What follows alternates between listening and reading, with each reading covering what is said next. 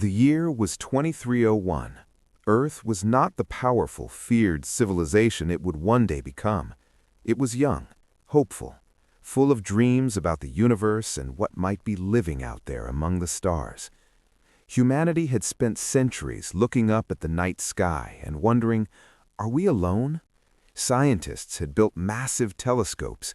Governments had spent billions sending probes into deep space.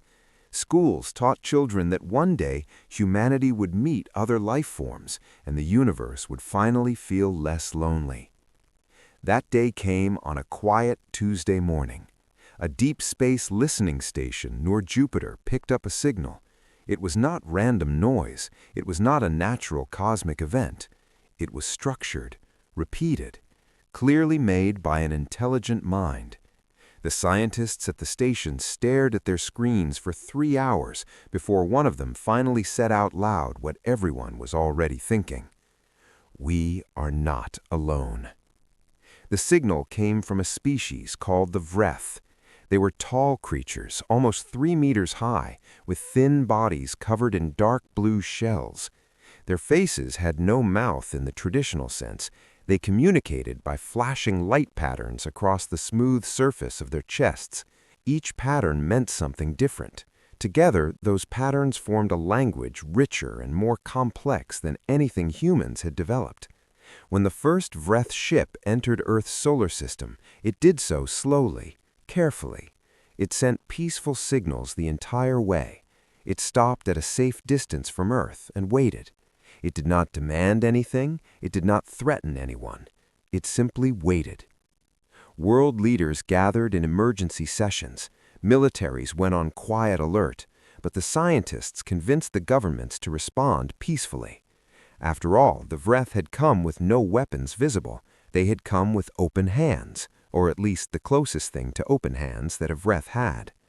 First contact was made, and it felt like the most beautiful moment in human history.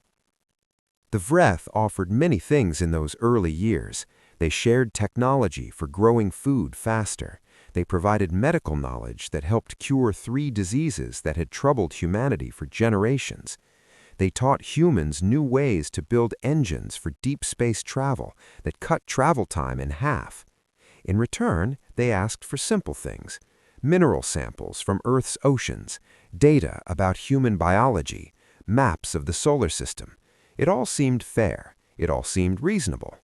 Humanity gave them everything they asked for without a second thought. Children grew up reading about the Vreth in school books. Cities held festivals celebrating the new friendship between Earth and its first alien partners. Songs were written. Statues were built. People genuinely believed that humanity had entered a new golden age, one where the universe was friendly and full of possibility. But behind those beautiful light patterns on the Vreth's chests, something else was happening. The Vreth were not sharing knowledge out of kindness. They were studying humanity the way a scientist studies a new organism under a microscope. Every piece of information Earth gave them was carefully analyzed, stored, and eventually shared with other alien civilizations across the galaxy. The mineral samples told them about Earth's resources, how rich the planet was, how valuable it could be. The biological data told them about human weaknesses, how the body broke down, what environments humans could not survive in, how long a human could last under extreme conditions. The solar system maps told them exactly where Earth was, how it was defended, and which directions an attacking fleet could approach from without being detected too early. By the time humanity realized what was happening, it was already too late to take any of it back. The first sign of trouble came in the year 2310. Earth's deep space mining stations, large platforms floating in the asteroid belt between Mars and Jupiter, started picking up unusual energy readings. Scans showed unidentified ships moving through the outer solar system, moving slowly, watching. Earth's military sent a small patrol fleet to investigate. Before the patrol could reach the unidentified ships, 3 large Vreth ships dropped out of faster-than-light travel directly on top of 2 of Earth's largest mining stations. The attack lasted 4 minutes. Both stations were completely destroyed. 14,000 human workers were killed. Men, women, and young engineers who had left Earth dreaming of a life among the stars, gone in less than the time it takes to drink a cup of coffee. The Vreth ships turned and left without sending a single message. No explanation, no warning, no apology. Just silence, floating over the wreckage of what had once been humanity's pride in deep space. Back on Earth, the reaction was not what the Vreth expected. There was grief, yes, deep and heavy grief that spread across every nation and every city on the planet. Flags were lowered, people cried in the streets, world leaders made emotional speeches about the lives that had been lost. But underneath all of that grief, something else was growing quietly. Something cold, something patient, something that would take decades to fully form, but one day would shake the entire galaxy to its core. Humanity did not scream in anger. Humanity did not beg for an explanation. Humanity sat down, went very quiet, and began to think very carefully about what needed to happen next.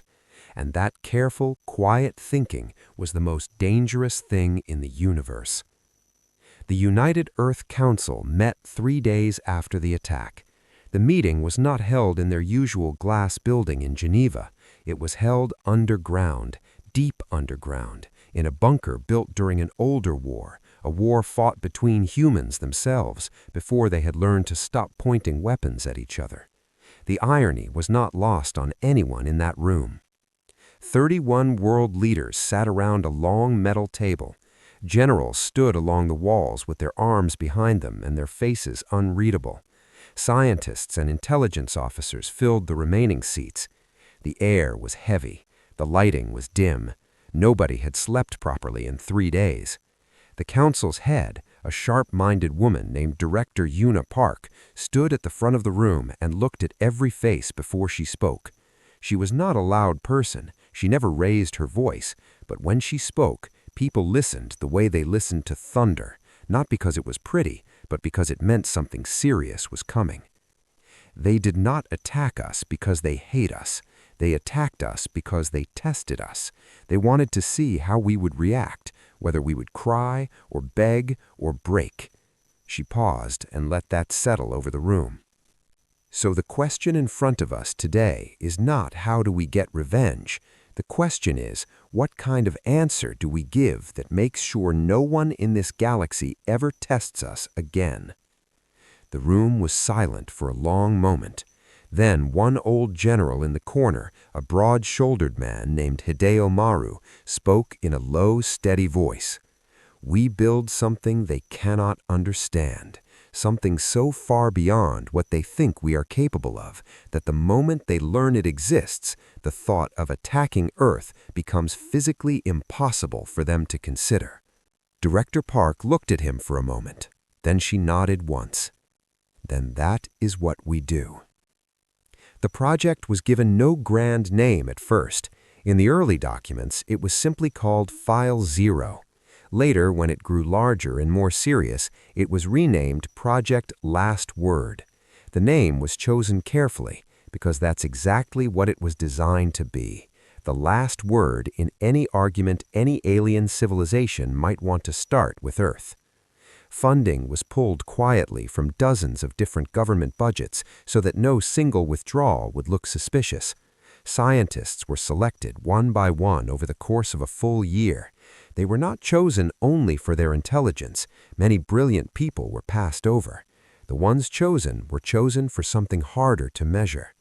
They were chosen for their ability to think about uncomfortable things without looking away.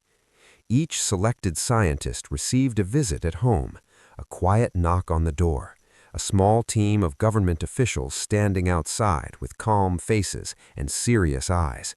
The conversation that followed was always the same. We need you for something important. You cannot tell your family where you are going. You cannot contact anyone from your old life. As far as the world is concerned, you will simply disappear. Some said no. They were thanked politely and never contacted again. Most said yes. They were taken to a facility built inside a hollowed-out mountain range in Central Asia. The facility had no name on any official map. It had no address. Supply deliveries came through tunnels that stretched for kilometers underground. The people inside called it simply the workshop. Inside the workshop, the scientists were given one clear mission and total freedom to achieve it. The mission was this: find a way to make humanity untouchable, not through the size of its fleet, not through the speed of its ships or the strength of its soldiers. Those things could always be matched by a civilization with more resources and more time. No, the protection had to come from something that could not be copied, something that could not be competed with, something that made the cost of attacking Earth so unimaginably high that no species in the galaxy would ever run the numbers and come out thinking it was worth it. For the first 7 years, they failed constantly. The message left Earth at exactly 3:47 in the morning. No dramatic countdown, no crowd watching from a control room, just one young communications officer named Lena Carr sitting alone at her console in a dimly lit room, her hands still shaking slightly from the moment she had pressed the send key. She sat back in her chair and stared at the ceiling and let out a long, slow breath. The message was traveling now, moving at a speed that made light itself look patient, bouncing through a network of deep space relay points that humanity had spent 15 years quietly building and hiding inside asteroid fields and dead moons across the galaxy. Each relay point grabbed the signal and threw it further, deeper, wider, until it was everywhere at once. Every alien civilization with a receiver powerful enough to catch a whisper from across the stars received it at the same moment. And then the galaxy went very, very quiet. On the Vreth homeworld, a dense, humid planet wrapped in thick orange clouds, the message arrived during what passed for their morning cycle. The High Council was already assembled, watching the feeds of their fleets moving toward Earth's solar system with quiet satisfaction. Everything was going according to their plan. Humanity had been silent since receiving the coalition signal. The Vreth Elder Council had interpreted that silence as fear. They were wrong. When the translation of Earth's message appeared on the Council's main display, the chamber went completely still. The Vreth communicated through light patterns, and in that moment, every single member of the High Council stopped producing any light at all. Their chests went dark. In Vreth culture, that only happened in 2 situations: during deep meditation or during absolute shock. This was not meditation. The eldest council member, a Vreth who had lived through 4 generations of galactic politics and had never once been surprised by anything, read the message 3 times. Then he read the attached coordinates of the demonstration star system. Then he pulled up the live astronomical feed from that region of space. The star was gone. Not exploded, not collapsed into something else, simply gone, as if someone had reached into the universe and switched it off, like a lamp in an empty room. The space where it had burned for billions of years was now just a cold, dark hole in the star map. The eldest council member's chest flickered once with a dull, pale light. In Vreth language, that particular pattern meant only one thing: we have made a terrible mistake. Across the galaxy, the reaction spread like a wave moving outward from a stone dropped in still water. On the Kryn homeworld, military commanders who had been confidently briefing their strike teams suddenly stopped mid-sentence and stared at incoming data feeds. Junior officers watched their generals go pale, or whatever passed for pale in a species with dark copper-colored skin and 4 sets of eyes. The strike team briefings were quietly postponed, then quietly canceled. On the Doval networks, a species that lived entirely on massive artificial platforms floating between star systems rather than on any single planet, emergency broadcasts interrupted regular communications. Doval engineers pulled up star charts and began frantically scanning every star in their network for foreign objects attached to the outer magnetic layers. Their scanning technology was among the best in the galaxy. They found nothing, which somehow made it worse. On the Seath homeworld, a species known across the galaxy for their cold, calculating approach to every situation, the ruling body gathered in complete silence and stared at one another for a very long time. The Seath did not panic easily. They were not built for panic. But something close to it moved through that silent chamber like a cold wind under a closed door. Because the Seath, more than anyone else in the galaxy, understood exactly what humanity had done. They had not built a weapon. They had built a condition, a permanent, unavoidable condition baked into the fabric of the galaxy itself, one that could not be destroyed, could not be negotiated away, and could not be dismantled without Earth's cooperation. Every star warming every Seath city was now, quietly and invisibly, also a hostage. The Seath ruling body's senior member looked at her colleagues and said in a flat, emotionless voice, "Humanity did not do this in 3 days. They did not do this in 3 years. This took decades of planning, while they smiled at us and said nothing." Nobody in the room responded, because there was nothing useful to say. The Galactic Assembly called an emergency session within 6 hours of the message arriving. The Assembly was an ancient body. It had existed for over 2,000 years. It had survived wars between civilizations, the collapse of entire empires, and the extinction of 3 member species. In all that time, it had called exactly 11 emergency sessions. This was the 12th. The chamber that housed the Galactic Assembly was enormous, a vast circular structure built on a neutral station floating in the space between 4 major star systems.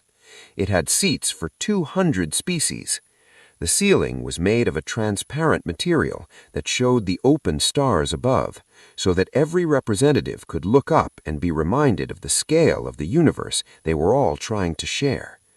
Today, nobody was looking at the stars.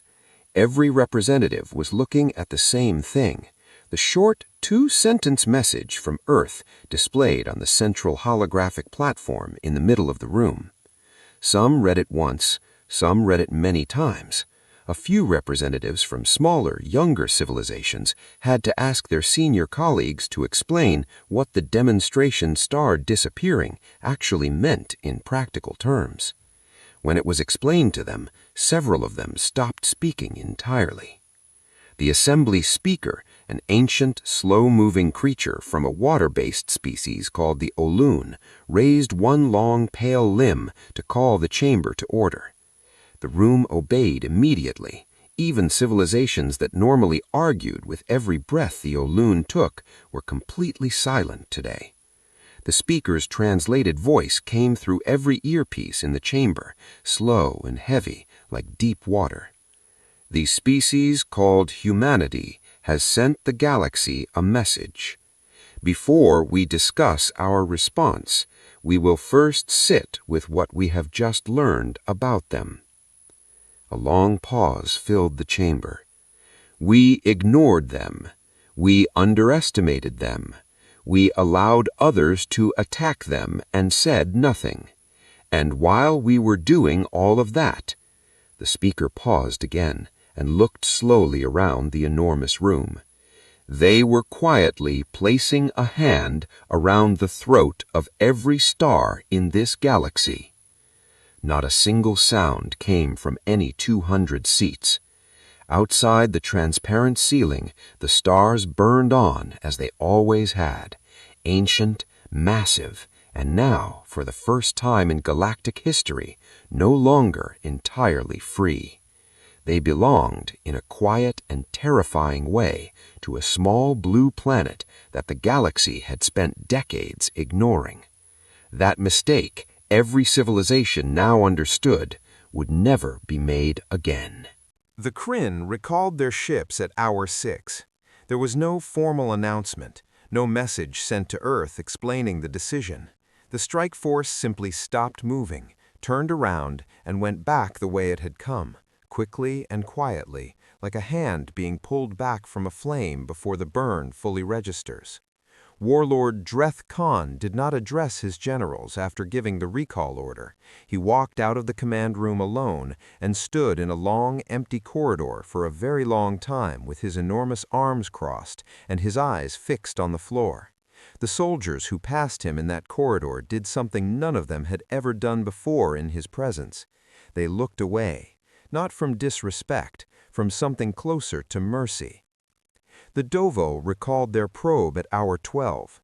Their council released a brief public statement claiming the launch had been a routine deep space survey mission that had been redirected due to navigational errors. Nobody in the galaxy believed them, but the probe was gone, the timer was still running, and belief was not the point right now. Survival was the point. The Seath waited the longest. Hour 20 passed, then 40, then 60. The Seath ships moved neither forward nor backward. They simply held their position at the edge of Earth's solar system like a student sitting at the back of a classroom, watching everything and giving nothing away. On Earth, nobody slept properly during those 72 hours. Lena Carr barely left her console. General Maru had a temporary bed moved into the Defense Center and slept in 3-hour stretches. Director Una Park held 4 emergency council sessions and drank more coffee in 3 days than she normally drank in a month. At hour 71, with 60 minutes remaining on the final timer, the Seath ships turned and moved away from Earth's solar system at full speed. Lena watched the movement on her display. She watched the distance between those ships and Earth grow larger and larger until they disappeared from tracking range entirely. Then she looked at the timer on her screen, 54 minutes remaining, and made a decision entirely on her own, without asking anyone's permission. She canceled all 3 timers. Then she opened a new transmission channel and sent a short message to every civilization in the galaxy. It was not aggressive. It was not triumphant. It was 4 sentences long and written in the same calm, simple tone as the original warning. The ships have withdrawn. The timers have been canceled. The stars are safe today. The 72-hour window remains standing policy for any future incident. She sent it and sat back. Across the galaxy, that short message landed with more weight than a military victory speech ever could have, because it said something that pure force never manages to say clearly, that humanity was not looking for destruction. Humanity was looking for a world where destruction was simply never necessary. 3 weeks later, an official message arrived at Earth's Global Communications Center from an address Lena did not immediately recognize.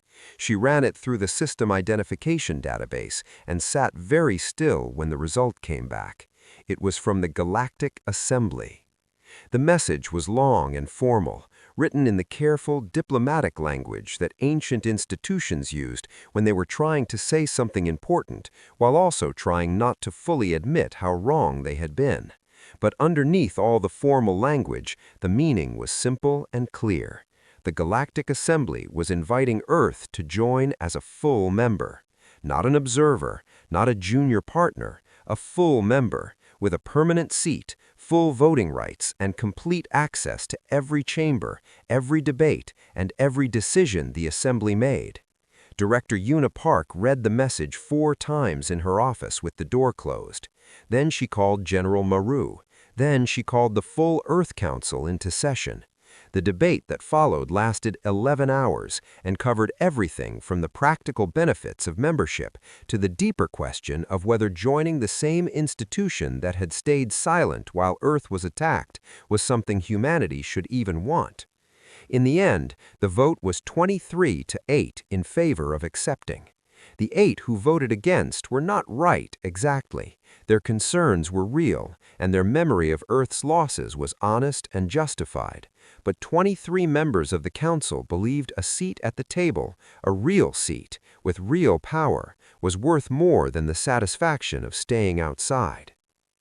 The human delegation that traveled to the Galactic Assembly Station was small, deliberately small. Earth could have sent 100 people and made a grand show of its arrival. Instead, Director Park chose a team of 7. Ambassador Dren Kale would lead them. He was 63 years old, thin and unhurried in the way that people become when they have spent a lifetime thinking carefully before speaking. He had spent 30 years in Earth's diplomatic service and negotiated agreements with 4 alien civilizations during times when those negotiations were genuinely dangerous. He was not a man who was easily impressed. He was also not a man who was easily frightened. Those 2 qualities made him exactly right for what was coming. The assembly station came into view through the ship's forward display as they approached, a vast, ancient structure shaped like a series of overlapping rings, each one rotating slowly at a different speed. Lights moved across its surface in patterns that represented the communication signals of 200 different species, all talking at once. It was one of the most extraordinary things any human being had ever seen with their own eyes. Dren Kale looked at it for a long moment. Then he turned away from the display, straightened his jacket, and went to review his notes one final time. He was not here to be amazed. He was here to work. The docking bay fell completely silent when the human shuttle came through the entrance. That silence was not accidental. Word moved through the station ahead of the delegation's arrival, the way important information always moves in closed communities, quickly, quietly, and slightly exaggerated by the time it reaches everyone. Every species on the station knew that the humans were coming. Most of them quietly arranged to be somewhere near the docking bay when the shuttle arrived, without quite admitting to themselves or anyone else that they were doing exactly that. They wanted to see what humanity looked like in person. What they saw surprised many of them. 7 people walked off that shuttle. They were small by galactic standards, no armor plating, no visible weapons, no physical features that suggested they could survive the environments that most advanced species considered comfortable. They walked normally. They looked around the docking bay with calm, observant eyes. They did not perform confidence. They simply had it, the quiet, settled kind that does not need an audience. Ambassador Kale walked at the front of the group. He stopped in the center of the docking bay, looked around at the gathered representatives of dozens of species watching from the edges of the room, and did something none of them expected. He smiled, warmly and without any calculation behind it. "Thank you for having us," he said simply. The words were translated simultaneously into 200 languages across the station, and in every single one of those languages, the meaning came through exactly the same, genuine, unhurried, and completely without fear. The galaxy had spent decades deciding what humanity was: a curiosity, a resource, a threat, a problem to be managed or eliminated before it grew too large. Standing in that docking bay, in the middle of the most powerful political institution in the known universe, Ambassador Dren Kale offered the galaxy a different answer. Humanity was none of those things. Humanity was simply, finally and permanently, and on its own terms, a neighbor. The first session Ambassador Dren Kale attended in the Galactic Assembly Chamber was not a comfortable experience. 200 species sat in their designated seats, arranged in a massive circle that rose several levels high from the central floor. The chamber was enormous, so large that the far side of the room was slightly hazy from the distance. Every seat was filled. Every representative had arranged to be present in person rather than sending a remote signal, which was unusual for routine sessions and completely unheard of for a first meeting. They all wanted to see the humans up close. Dren Kale and his 7 team members walked to the single curved table positioned at the center of the chamber floor, the place reserved for new members during their first formal session. It was deliberately positioned so that every other species in the room could look directly down at it from their elevated seats, an old design choice from 2,000 years ago, built during a time when the assembly used the physical layout of the room to communicate something about power and hierarchy. Dren Kale noticed it immediately. He said nothing about it. He simply sat down, opened his document folder in front of him, and began reading his preparation notes with the focused calm of a man who had far more important things to think about than the height of his chair. The session speaker, the ancient Olun representative, called the chamber to order. The formal agenda was read aloud: new member confirmation, introduction of Earth's delegation, opening remarks from the new member. That last item is where everything got interesting. When Dren Kale stood to give Earth's opening remarks, the chamber was so quiet that the soft sound of his chair moving was audible from the upper levels. He stood at the center table without notes. He had put his folder down deliberately, a choice that every experienced diplomat in the room noticed and filed away carefully.